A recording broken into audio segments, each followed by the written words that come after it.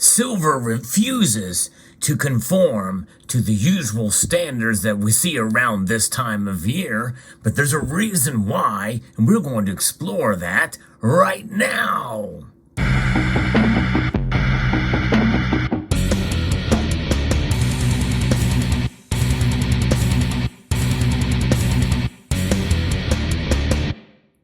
Greetings, members, one and all of the Salvation Nation. Silver has been on a tear lately. It has gone up fairly dramatically.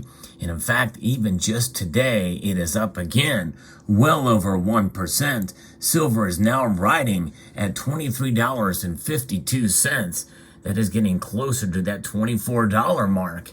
In fact, it's a distinct possibility that silver could potentially rise to meet my predictions for the end of the year. I predicted that silver would hit $29 this year. It's still a little bit ways, in fact, it's quite a bit of ways to go before we get there, but nonetheless, there's a reason why silver is continuing to climb. I feel we have a lot of different factors that are going on in the economy, geopolitics, and the like that are making a big difference. But there's really two major things that I think are kind of what is driving silver to continue to rise here. And number one is what's happening with the Federal Reserve. They're going to be raising rates, but we don't know exactly by how much. We have a fairly good idea. Most of us feel they are going to taper back a bit on their rate hikes and be a little bit more dovish. Most feel it's going to be a 50 basis point rate hike. And that is in spite of what we're seeing on seemingly positive jobs numbers, although the labor participation rate is lower than usual. So it's a mixed bag there, but people are looking at the actual unemployment rate. You also have to take into account there's multiple levels of unemployment going from all the way up to U6. But aside from that, this is where we are at now. There are some buys and stop predictions here, or numbers that they say that most people feel that they're going to stop buying when silver reaches a certain level. And that ranges anywhere between where it is now and at around $24.50 for silver. And stop orders in trading markets can be used for three purposes. Number one, it can minimize a loss on long or short positions, like a protective stop. It can protect the profit on an existing long or short position, which is also a protective stop, and also to initiate a new long or short position. A buy stop order is placed above the market, and a sell stop order is placed below the market. Once the stop price is touched, the order is treated like a market order, and that will be filled at the best possible price. Most stop orders are located and placed based upon key technical support or resistance levels on the daily chart, even if breached, would significantly change the near-term technical posture of that market. So I think some of these are automatic, and this is from Kitco, and some of that may consider to be manipulative. These automatic triggers to stop or sell, to buy or sell, to stop or start, or what have you. So it's very interesting to see how that plays out, but that's kind of where that is. Now, that's the number one reason going around and to what is going to move the price one way or the other based off of what the Fed does. Most of us feel that the price is kind of baked in. The price may be baked in for silver, considering that most feel that the Fed is going to raise rates a 0.5 percentage point.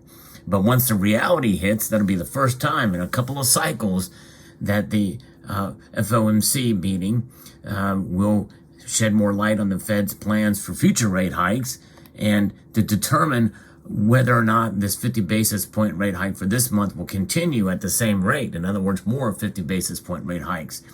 Many times the actual action is very, very different than what they anticipate or what the speech says, because there's always a press conference now. Jerome Powell and what he may say will turn the tide one way or the other.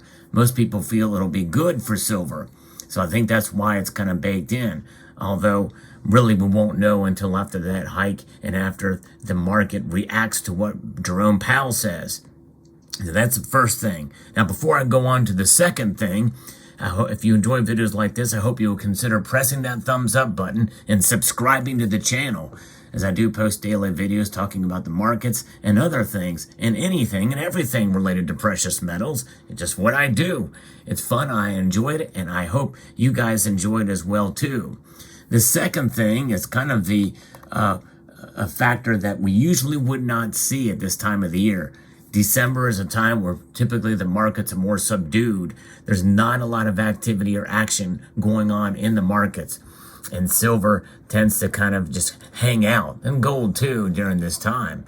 But we live in unprecedented time for sure. And right now what's going on in China is what could be boosting the silver price, regardless of what the Fed does.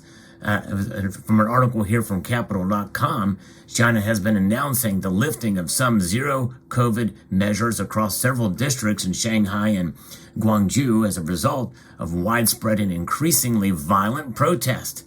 This has been sparked by a high-rise building fire in Urumqi, resulting in the deaths of 9 people due to a delay in emergency services.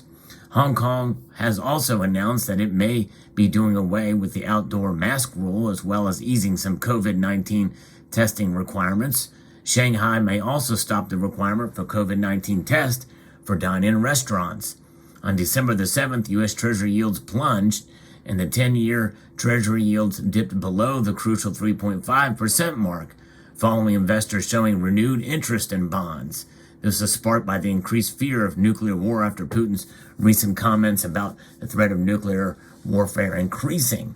And that's another aspect too, kind of as part of this for the geopolitics. But certainly what's happening in China is having this effect. And so what does that mean? That means that perhaps we could see enhanced or resumed economic activity in manufacturing in China, which is going to mean more demand for silver, something we've not seen for quite a while in China. In a sense, really, when you think about it, all things considered, with that lessened demand for industrial silver in China specifically, that is what has kept the price low. One of the major reasons why the price has been low and why the gold to silver ratio has been so high. Economies have been shut down. In fact, China's economic activity is reflective of their inflation rate. It is lower because there's not been a whole lot of economic activity because of these draconian shutdowns.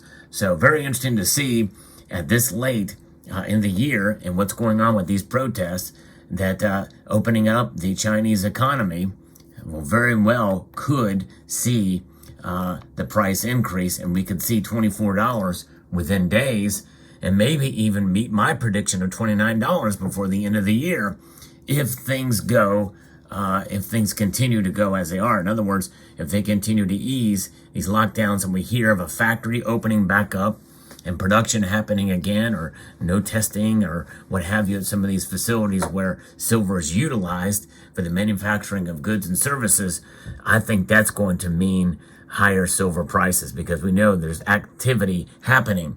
And it's really the market's reaction, right? Because the actual economic activity and the actual demand for the silver is not going to be instantaneous. It's going to take a little bit of time for this metal to flow through the supply chains. That's another thing too.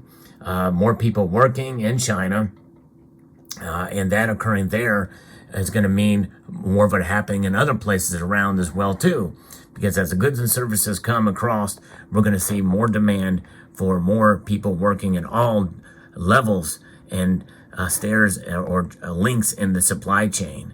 So that's something to look forward to in the coming future here, potentially. Now, again, that's in a very bullish sentiment. That's still very bullish sentiment considering where we are now. But the market is reacting today, and silver is up over 1.5%. It's pretty remarkable to see that today after we've seen a pretty bullish market over the past week for silver. Could this be a sustained market? And very well could.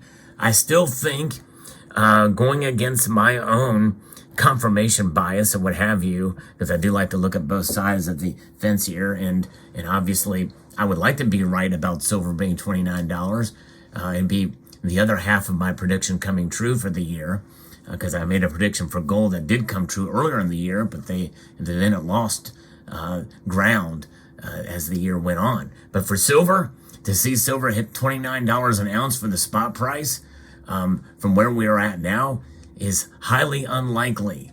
Although it's now in the realm of possibility if we continue to see these bold moves in silver's price. But we are so late in the year, I feel that it's only a matter of time before people just stop paying attention, tuning out the markets and focus on holiday stuff as we are around Christmas time. And so my feeling is that we're going to start to see those doldrums at the end of the year as we move past the Federal Reserve rate hikes and the fallout from that. Then we're going to see things just kind of start to subside.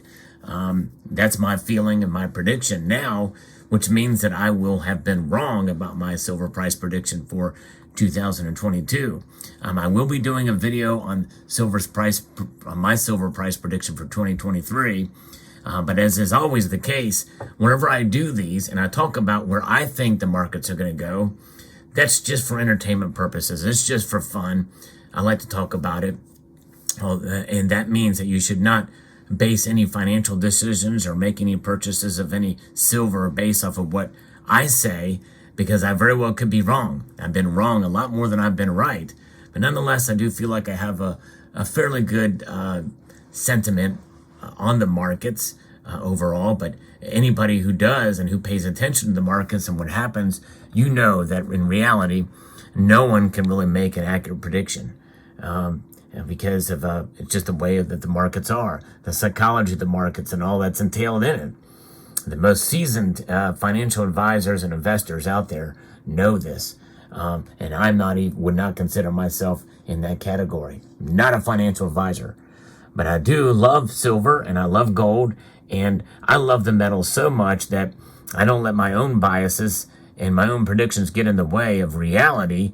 And I like to look at silver, and especially silver, in a realistic manner, because there's a lot of overly bullish, what I would call, and what many people call, silver pumping that's done out there.